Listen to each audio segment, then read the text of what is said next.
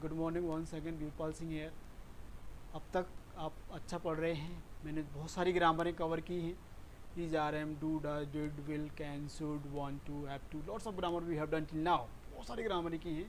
उसमें से एक हैव आपको मैंने ग्रामर कराई थी जो हम काम कर चुके हैं, दैट इज हैव हैज़, याद होगा, थर्ड फॉर्म के साथ। फिर मैंने कराया था आपके लिए हैव टू, जब काम करना पड़ता है। आज फिर आपके लिए एक और हैव है, इट्स अ वेरी इंपॉर्टेंट। ये मैं हैव आपको 5 टाइप्स के कराऊंगा, ढंग से समझना, एक step by step. First have वो था जो थर्ड फॉर्म आ रहा था, उसमें मैंने ये काम कर लिया है, आई हैव डन, याद है। दूसरा हैव जो टू के साथ था, हैव टू, जब कोई काम हमें करना पड़ता है, मजबूरी में था, मुझे जाना पड़ता है, आई हैव टू गो। आज एक स्पेशल हैव है आपके लिए, उसको हम तब यूज़ करते हैं जब कोई चीज़ हमारे पास है, वो आपको किसी को बताना है कि मेरे पास क्या है। मेरे पास गाड़ी है, मेरे पास घर है, मेरे पास बंगला है। बोले तुम्हारे पास क्या है? बोले मेरे पास माँ है।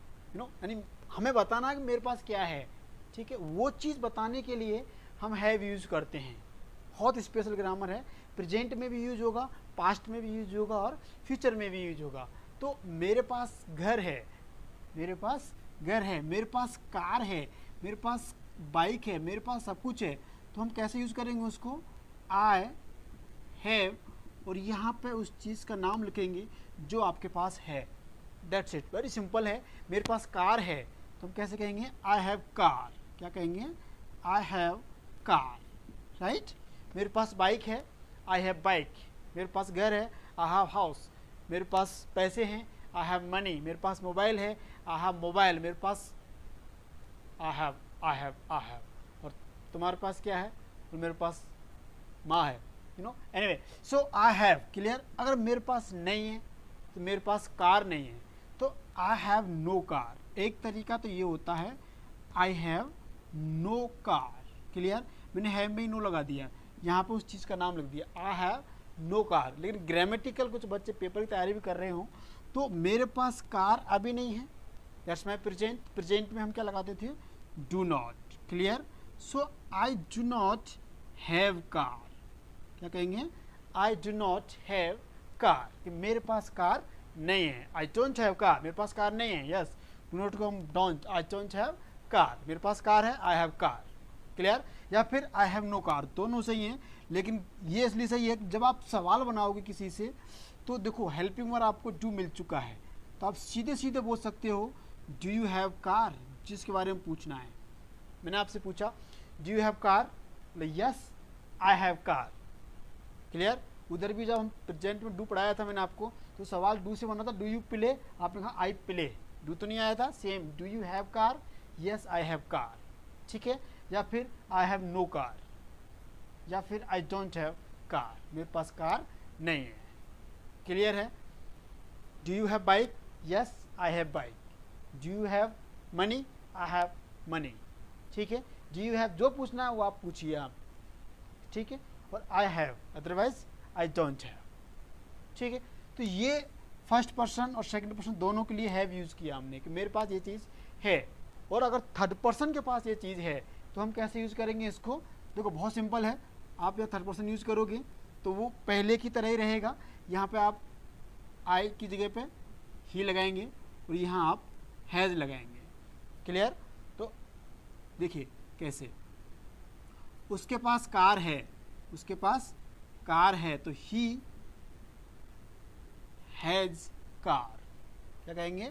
ही हैज़ कार, उसके पास कार है। क्यों? कि थर्ड पर्सन में आपको पता था कि जब कोई चीज़ होता है नहीं होता है तो हम एस या ईएस लगाते थे, याद आ रहा होगा आपको हैव टू में। तो जैसे ही हम हैव इसमें एस लगाएंगे तो ये क्या बन जाएगा? हैज़। तो उसके पास कार है, ही हैज़ कार, और उसके पास कार नहीं है, he has no car, right. Negative grammar में यहाँ पे क्या लगेगा? थर्ड पर्सन है, डज नॉट, तो ऑटोमेटिक यहाँ पे हैव हो जाएगा, क्योंकि इसको हम एस लगा के हैज़ नहीं कर सकते ना। तो he does not have car, उसके पास कार नहीं है। अब सवाल करेंगे आप तो कैसे करेंगे? Does he have car, does आ चुका है तो यहाँ हैव ही आएगा, तो does he have car, answer ही, अब हैव को एस लगाओगे तो क्या बन जाएगा ये है, तो ही हैज़ कार। ठीक है, होप से समझ में आया होगा आपको। जैसे मैंने आपसे बात, क्या आपके भाई के पास मोबाइल है, तो मैं आपसे बात कर रहा हूँ थर्ड पर्सन की, तो कैसे करेंगे, does your brother have mobile, yes my brother has mobile, या फिर नहीं है तो my brother has no mobile, या my brother does not have mobile, right. तो वेरी सिंपल और बहुत इंपॉर्टेंट है। कितनी बार हमको यार मेरे पास टाइम नहीं है, मेरे पास टाइम नहीं, आई डोंट हैव टाइम, क्या कहेंगे, आई डोंट हैव टाइम, उसके पास टाइम है, ही हैज़ टाइम, उसके पास टाइम है। ठीक है, सो मेरे पास है आई हैव और उसके पास है ही हैज़। प्रैक्टिस करना इस चीज़ की, ये समझ में आ जाएगा आपको। मेरे पास है आई हैव और उसके पास है he has, right.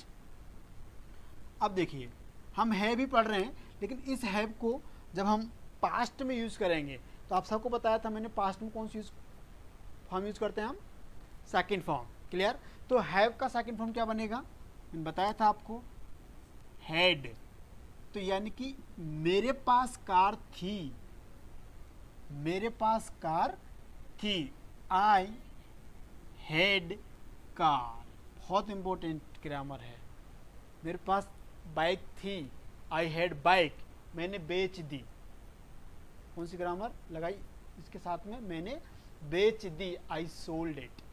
Second form आएगा पास्ट में, मैंने बेच दी, आई सोल्ड इट, राइट। तो मेरे पास कार थी, आई हैड कार, ठीक है। और मेरे पास कार नहीं थी, तो एक तो ये grammar, I had no car, I had no car, या फिर अब आप बताइए खुद, आई पास्ट है तो डिड नॉट बनेगा, आई डिड नॉट, अब डिड आ चुका है तो क्या हैड का क्या बनेगा फिर, हैव, जो हम पढ़ रहे हैं, क्योंकि अब सेकंड फॉर्म हैड तो नहीं बनेगा यहाँ पे। सेम वही जैसे पहले समझाया था, आई डिड नॉट हैव कार, मेरे पास कार नहीं थी, राइट। या फिर हैड से काम चला लो, नो लगा दो पीछे उसमें, आई हैड नो कार, अलग से हेल्पर नहीं है इसमें, आई हैड नो कार, या फिर I didn't have car, I didn't have car, right. या फिर अब आपको सवाल बनाना है, तो डिड क्या करेंगे,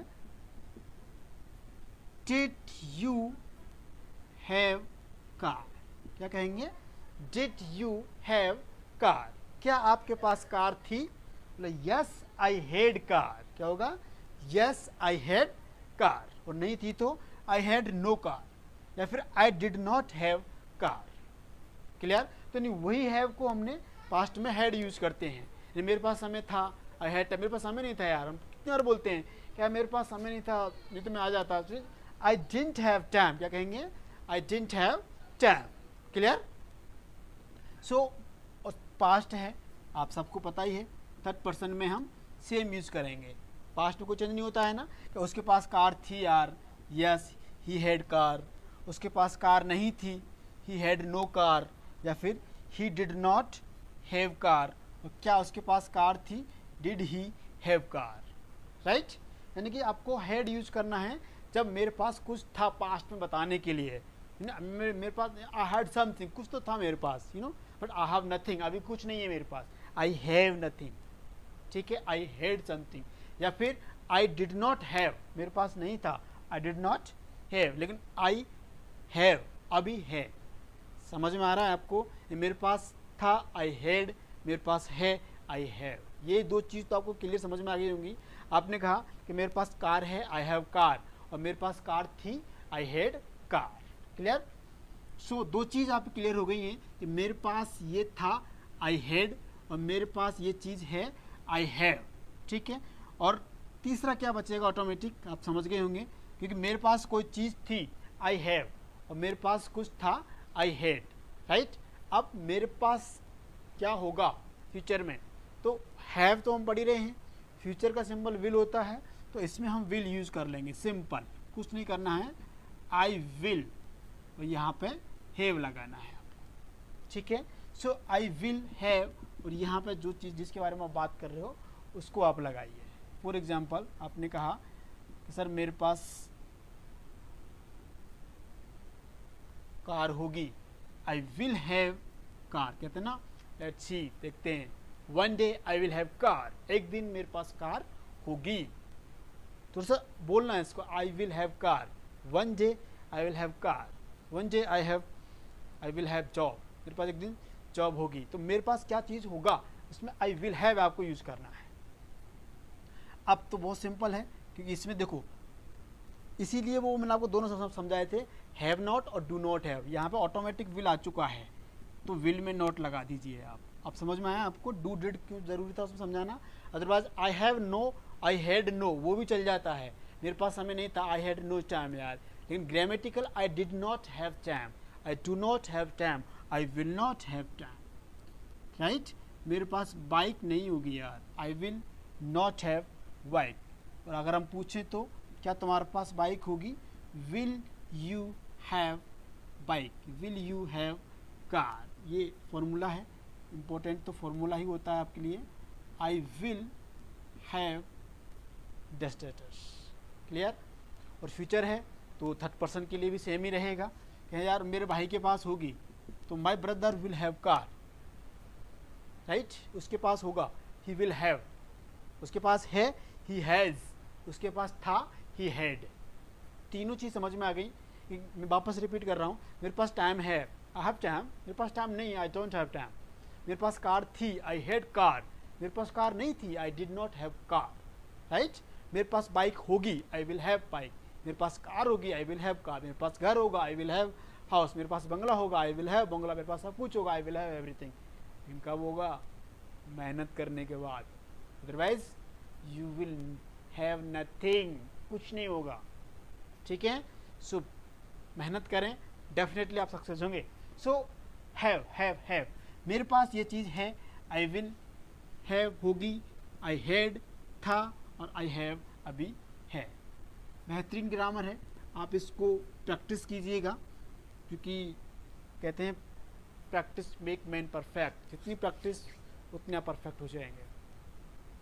अब ये चीज़ हो गई कि हम अमेरिकन स्टाइल में इस चीज़ को यूज़ करते हैं। अब यही चीज़ अगर आपको ब्रिटिश स्टाइल में बोलनी पड़े, बहुत स्टाइलिश वर्ड है, मैंने आपको शॉर्ट फॉर्म में समझाया था एक दिन।